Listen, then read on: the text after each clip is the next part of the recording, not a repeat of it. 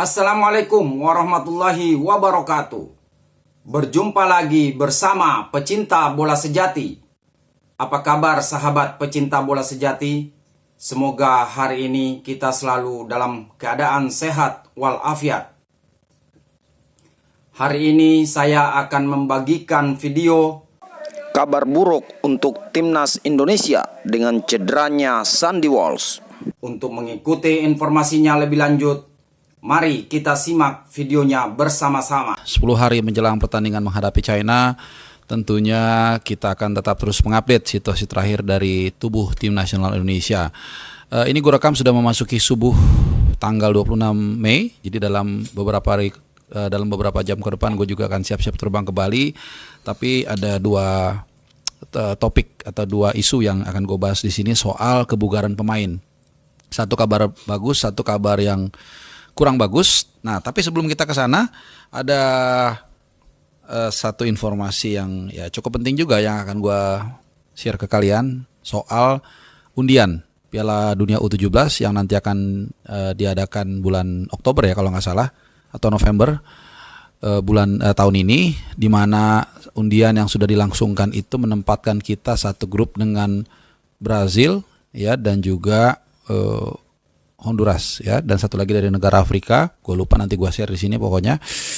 Jadi ini tantangan yang maha besar ya, mungkin juga satu entertain yang menarik karena belum pernah terbayangkan mungkin dalam hidup kita segrup dengan Brazil, walaupun ini kelasnya U17. Tapi it's okay ya, semoga yang terbaik dari pasukan Coach Novarianto di Piala Dunia U17 nanti.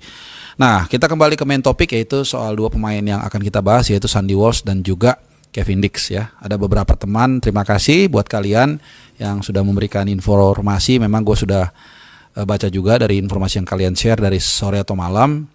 Tapi karena gue lagi live reaction di DPI, jadi baru sempat angkat topik ini sekarang. Jadi ini singkat aja, nggak usah terlalu lama videonya.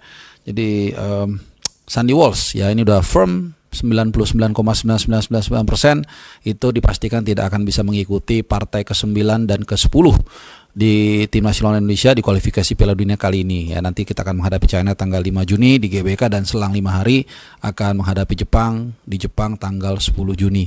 Ya, ini setelah pelatih dari Yokohama Marinos ini memberikan statement terkait dengan kebugaran dari Sandy Walsh. Jadi dia pertama berbicara soal salah satu pemain di Yokohama Marinos, dan kemudian dia juga menyinggung hal yang sama tentang Sandy Walsh. Jadi absen sekitar 6 pekan bagi dua pemain ini, sama gitu ya. Jadi 6 pekan kan berarti sampai dengan bulan Juli. Benar ya, bulan Juli awal ya udah hampir dipastikan, atau ya dipastikan lah Sandy Walsh tidak akan bisa ikut ke timnas Indonesia di kualifikasi kali ini. Ya udah, get well soon, itu aja yang bisa kita ucapkan. Kita doakan kepada Sandy Walsh, semoga dia bisa segera pulih, dan kalau memang nanti kita lolos ke round 4, mudah-mudahan dia sudah pulih juga nanti sehingga kita bisa membutuhkan dia di waktu yang tepat ya. Nah, tapi kalau Sandy Walsh memberikan kabar yang kurang mengenakan buat kita, tidak demikian dengan Kevin Dix ya. Ini kebetulan di posisi yang sama. Kalau sampai Sandy Walsh cedera, kemudian juga Kevin Dix juga tidak pulih in time, wah ini berabe ya, sisi kanan kita akan krisis, dan ini membuat yang tadi gue bilang akan menjadi ada efek bola salju. Misalnya contoh, kalau Elino Renders ditarik ke kanan, maka opsi kita untuk mendapatkan pengganti Marcelino Ferdinand ini akan berkurang, karena Elino Renders ini juga bisa memerankan peran dari Marcelino Ferdinand seperti yang dilakukan ketika menghadapi Australia. Dia kan main di tengah ke depan ya, atau AMC. Nah, jadi Kevin Dix ini seperti yang gue bilang di awal-awal ya, ketika dia mengatakan saya akan berjuang, itu berarti dia masih punya harapan dan masih punya semangat gitu. Walaupun kita memang nggak tahu hasil diagnosanya seperti apa, perkembangannya seperti apa ya, kecuali yang mengikuti atau mensubscribe IG yang yang berbayar ya, mungkin dia akan men-share perkembangannya seperti apa. Tapi itu dia, kadang-kadang kita bisa menganalisa dari informasi-informasi dari pasal-pasal yang kita dapat begitu ya. Karena kalau dia memang sudah tahu tidak mungkin lagi atau tidak ada chance untuk pulih in time, maka dia nggak akan ngomong seperti itu, atau minimal dia diem seperti Ragnar Roratmangun kan nggak pernah ngasih statement. Ya itu berarti memang istilahnya nggak ada harapan sama sekali lah untuk dia in time pulih dari cedera atau dari apapun sakit yang dideritanya. Nah, kembali ke Kevin Dix, kemarin saat timnya berhadapan dengan Northland atau apalah namanya, susah ya.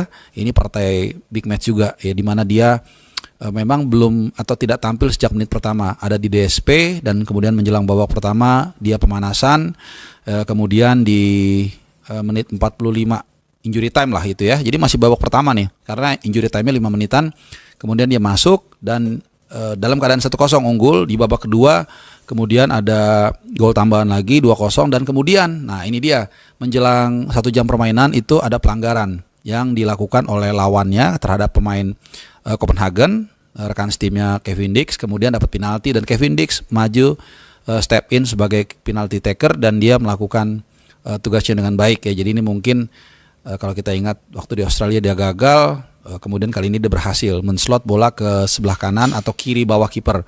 Ya, dia menggunakan nomor 2 dan di laga tersebut dia berperan sebagai CB kanan. Ya, karena kita tahu peran atau posisi dia itu ya mungkin mainly bek kanan dan CB kanan ya, walaupun sering juga berperan sebagai CB kiri, bahkan juga bek kiri, bahkan sebagai DM juga dia pernah melakukan itu.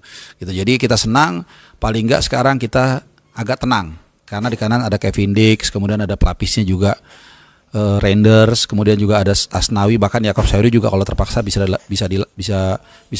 menjadi deputi kalau memang dibutuhkan, kalau memang urgent. Yang pasti kita atau gue yakin banget kita sekarang sudah firm nih. Ya kalau memang menggunakan formasi 3-5-2, maka 3 dan kanan kirinya nih kayaknya udah firm ya. Jadi Bang Jai yang saat ini juga gua nonton timnya lagi bermain satu sama dari Juventus menit ke-28. Kemudian di CB kiri Hapner, di CB kanan Rizky Ridho, bisa juga Hilgers. Nah, Hilgers juga baru saja main menghadapi AZ Alkmaar di UEFA Conference League Playoff. Sayang timnya kalah 3-2, sempat unggul 2-1, disamakan 2-2, tapi kemudian dia ditarik keluar tuh. Kemudian jadi kalah 3-2 melalui gol-gol terakhir. Ya udah nggak masalah juga. Jadi di kiri kemudian Verdong. Jadi Hilgers tadi balik lagi ya. Jadi dia udah kembali dari cedera ringan kemarin ya. Kan dia nggak di absen di fase sebelumnya, di fase yang sama ketika berhadapan dengan NS Nijmegen. Nah, di tengah juga gue rasa Joey Pelupesi dan Tom Haye juga nggak ada masalah. Mungkin tinggal nanti yang seperti video gue sebelumnya, bagaimana mencari pengganti Ragnar dan juga Marcelino Ferdinand yang nggak bisa tampil saat menghadapi Cina nanti. Nah teman-teman, itu sedikit aja round up dari gua. Terima kasih buat kalian yang sudah menonton dan gua nggak capek-capek mengingatkan untuk kalian mensubscribe supaya bisa kasih komen dan menghalau juga spam judi online yang ya sering mengganggu juga diskusi kita ya, karena membuat ada gap antara satu komen dengan komen lainnya. Tapi kalau setelah itu kalian mau nggak atau unsubscribe ya nggak apa-apa gitu ya. Jadi untuk membantu kita menghalau spam judi online. Terima kasih teman-teman sekali lagi, semoga sehat dan selamat mengawali